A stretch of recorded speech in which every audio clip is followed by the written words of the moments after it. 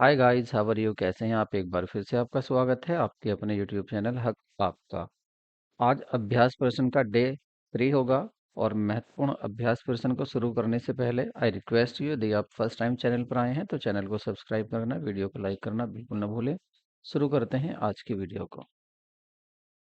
पहला क्वेश्चन है, amount received और receivable against sale of goods. आपने गुड्स को सेल किया है और वहां से या तो पैसा मिलेगा या आपको मिला है। ठीक है, तो उसको आप क्या कहेंगे? रेवेन्यू रिसीट कहेंगे, कैपिटल रिसीट कहेंगे, या समटाइम्स तो रेवेन्यू रिसीट कहेंगे और समटाइम्स उसको कैपिटल रिसीट कहेंगे। देखिए, अगर आपकी ऑपरेटिंग एक्टिविटी से जो आप गुड्स बना रहे हैं उसकी सेल से जो पैसा मिलता है वो आपका रेवेन्यू होता है।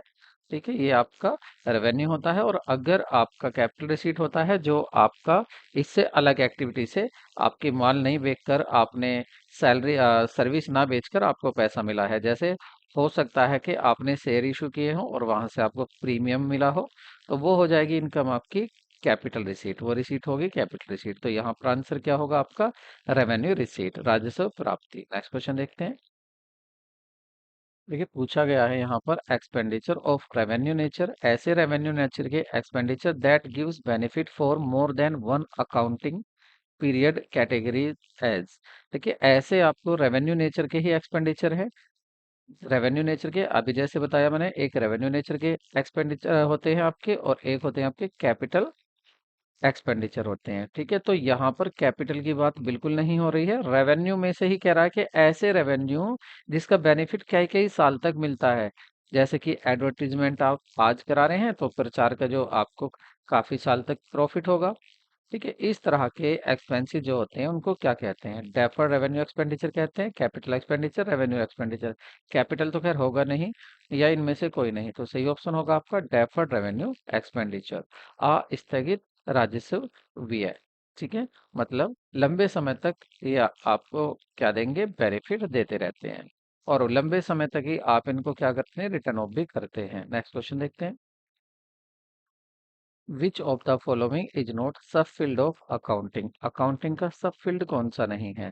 Book keeping, management accounting, financial accounting या कॉस्ट अकाउंटिंग? तो सही आंसर होगा आपका बुक कीपिंग। बुक कीपिंग ये अकाउंटिंग का सब फील्ड नहीं होता है बल्कि उसका एक पार्ट होता है। बाकी ये सभी किसके ये ब्रांच किसकी होती है? आपके अकाउंटिंग की। तो ऑप्शन आपका ए करेक्ट होगा। नेक्स्ट क्वेश्चन देखते हैं। आपको पूछा है which of the following is not business transaction? निम्नलिखित में से कौन सा एक व्यापारिक लेन देन नहीं है? तो जो नहीं है, कह रहे हैं purchase of goods for resale amount to 50,000। आपने गुड्स का परचेज किया है क्योंकि आपको वो माल बेचना है। आपको माल बेचना है, उसके लिए आपने क्या किया है? गुड्स को खरीदा है, तो ये तो बिजनेस ट्रांजैक्शन होगा। उसके बाद कह रहे हैं paid salary and wages amounted to salary और वेजेस दी है, ये भी बिजनेस ट्रांजैक्शन होगा। और कह रहे हैं paid rent of office premises का रेंट दिया है, ये भी बिजनेस ट्रांजैक्शन होगा। और आपने purchase LED television for personal for 25,000। देखिए, पर्सनल यूज के लिए आपने मतलब मालिक ने, ओनर ने, बिजनेस के ने अपने पर्सनल यूज के लिए 25,000 की क्या खरीदी है? एलईडी टेलीविजन खरीदा है, तो ये बिजनेस का ट्रांजैक्शन नहीं है। ठीक है, ये उसने अपने यूज के लिए खरीदा है, वो बिजनेस का ट्रैक्शन नहीं है। तो ऑप्शन आपका करेक्ट ऑप्शन डी होगा। नेक्स्ट क्वेश्चन देखते हैं। नेक्स्ट क्वेश्चन है which of the is the advantages of accounting? Accounting का एडवांटेजेस कौन सा है? लेखांकन का लाभ कौन सा है?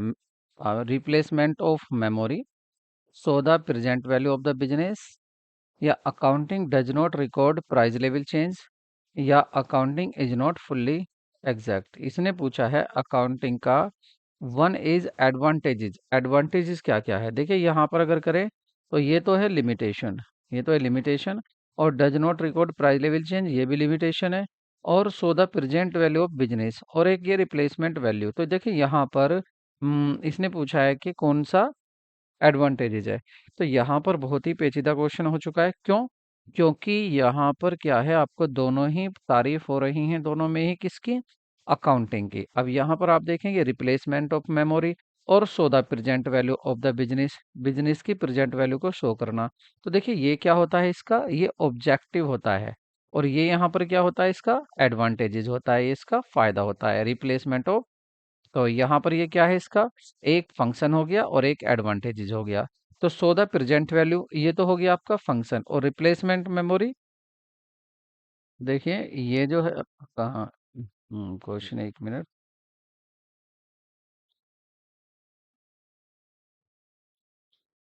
हाँ, यहाँ पर हम बात करें इसकी, तो यहाँ पर क्या है आपका, तो इसका सही आंसर क्या होगा आपका, देखिए रिप्लेसमेंट ऑफ मेमोरी। ठीक है, ये क्या हो जाएगा, इसका एडवांटेज हो जाएगा, क्योंकि ये क्या है, ये इसका एक फंक्शन है, ये इसका कार्य है। तो आप ये परेशान ना हो, ये कंफ्यूज ना हो कि देखिए दोनों तो बातें तो हो रही हैं अकाउंटिंग के ही बारे में। तो ये क्या है यहाँ पर आपका, ये फंक्शन है, और ये क्या है आपका एडवांटेज। तो ऑप्शन आपका ए करेक्ट होगा, क्योंकि इसने पूछा है एडवांटेजेस क्या है। नेक्स्ट क्वेश्चन देखते हैं। और नेक्स्ट क्वेश्चन आपका, विच of the following is not internal user of the financial statement. Financial statement का इंटरनल यूजर कौन सा नहीं है। बोर्ड ऑफ डायरेक्टर इंटरनल है, मैनेजर इंटरनल है, एम्प्लॉयज और नन ऑफ दीज। तो एम्प्लॉयज आपका इंटरनल नहीं होता है।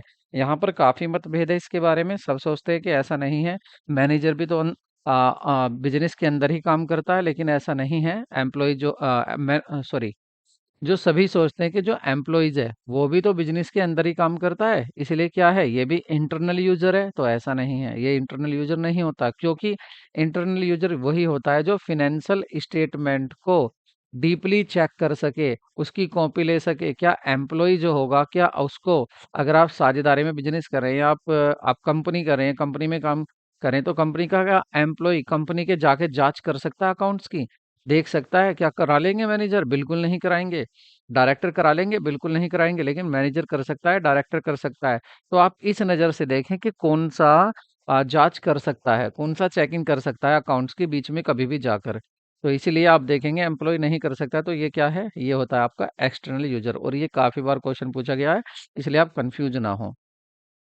तो एम्प्लॉयज को एक्सटर्नल में रखा जाता है।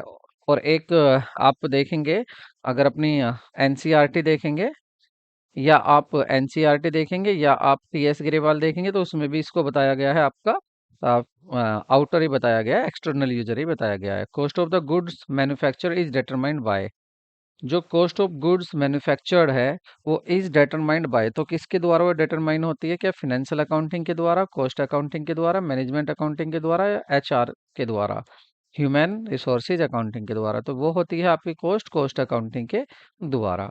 नेक्स्ट क्वेश्चन देखते हैं।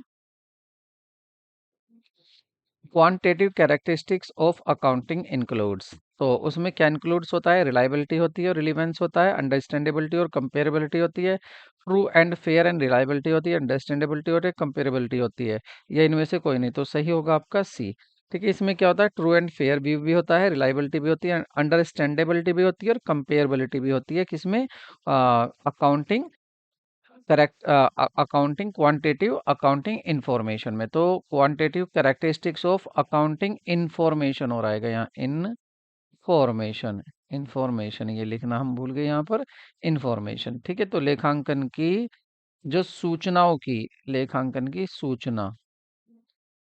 सूचनाओं की गुणात्मक विशेषताएं पूछी थी। तो ऑप्शन क्या होगा आपका सी। नेक्स्ट क्वेश्चन देखते हैं।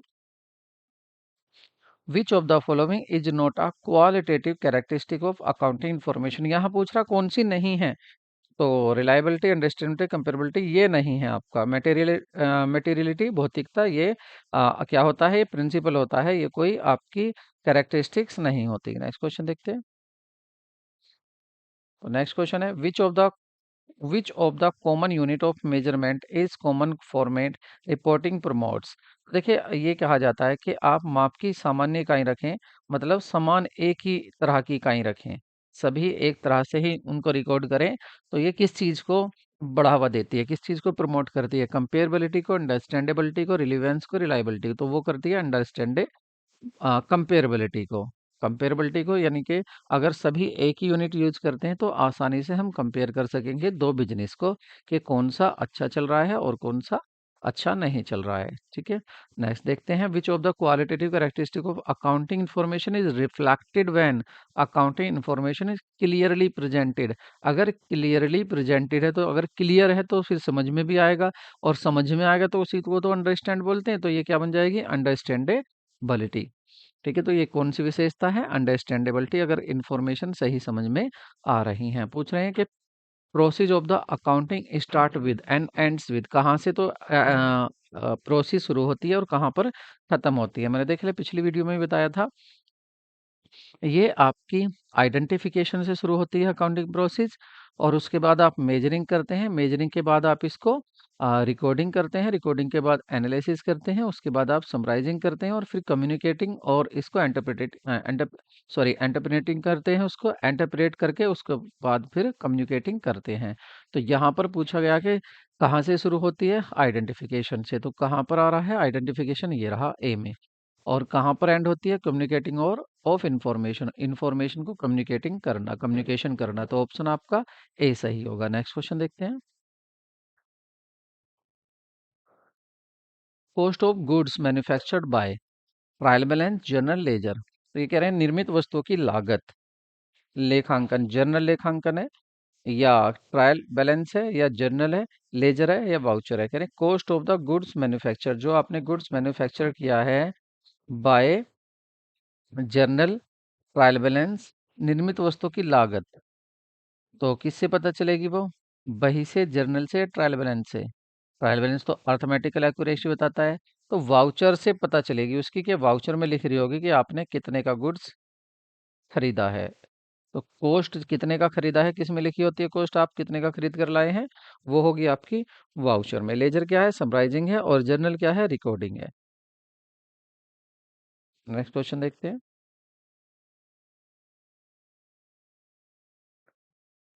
कह रहे हैं are the basis of recording financial transaction in the book of account. अगर आपको अकाउंट की रिकॉर्डिंग करनी है तो क्या बेसिस है, किसके बेस पर करते हैं आप? वाउचर के बेस पर करते हैं। वाउचर कैसे होते हैं? जैसे किसी से आपने नगद माल खरीदा तो आपको कैश मीमो मिलेगा, या आपको उधार खरीदा तो इनवॉइस मिलेगा। तो इसके आधार पर आप ट्रांजैक्शन को रिकॉर्ड करते हैं, वाउचर्स को। ठीक है, ये एविडेंस होते हैं आपके ट्रांजैक्शन के, हाँ लेन देन हुआ है, इस बात को ये बताते हैं। Name of the external user of account information from the uh, whom to from purchase।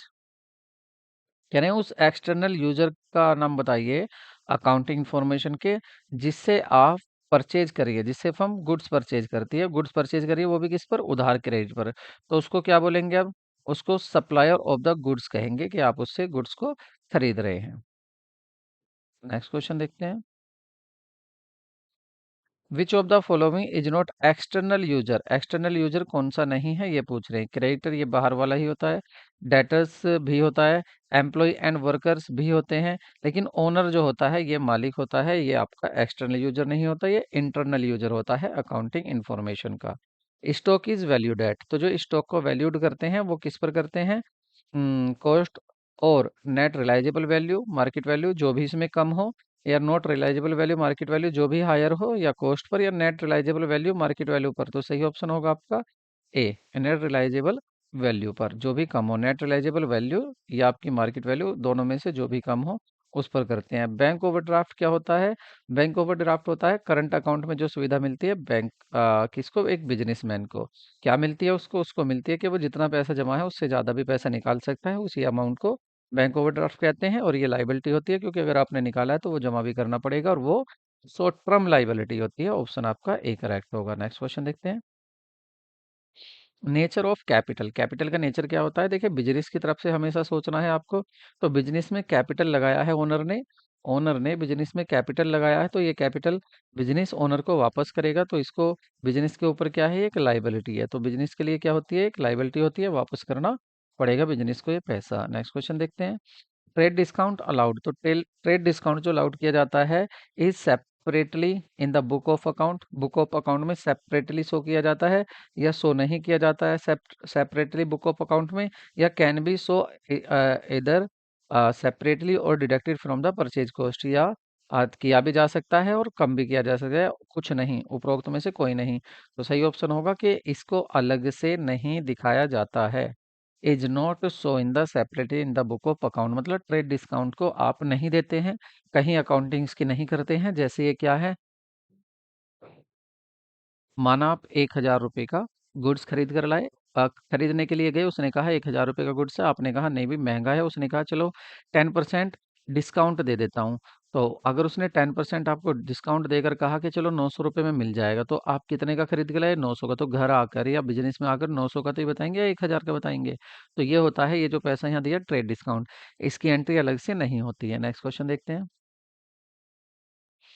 Which of the following transaction is not financial character? Financial character का कौन सा ट्रांजैक्शन नहीं है? फिनेंशियल ट्रांजैक्शन मतलब जिसको पैसे में आप नहीं मेजर कर सकते।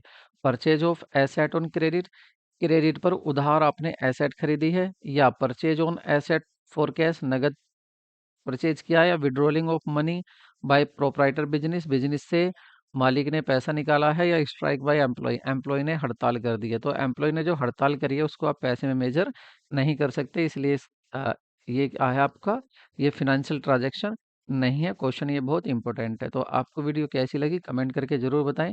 वीडियो को लाइक करें, क्योंकि आप देखेंगे कम समय में आपको कितने क्वेश्चन हमने कराए हैं। मिलते हैं नेक्स्ट वीडियो में। Take care, bye bye. तैयारी को बरकरार रखिए। ये जो नई नई चीज़ें आ रही हैं कि एग्जाम जब से है ऐसा है वैसा है, आप इन सब के चक्कर में ना पड़े, आप अपनी तैयारी को जारी रखें। देखिए, सफलता उसी को मिलती है जो निरंतर प्रयास करता है। तो मिलते हैं नेक्स्ट वीडियो में। Take care, bye bye.